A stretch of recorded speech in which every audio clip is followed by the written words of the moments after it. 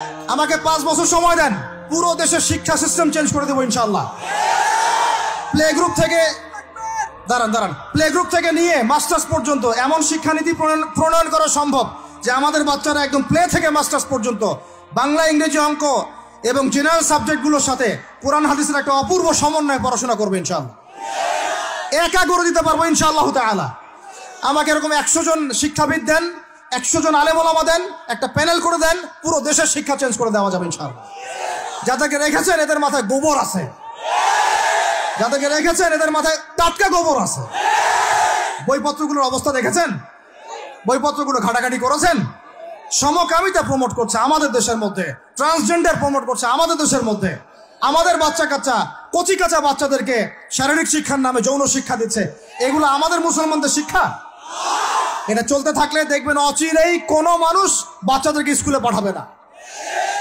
এটা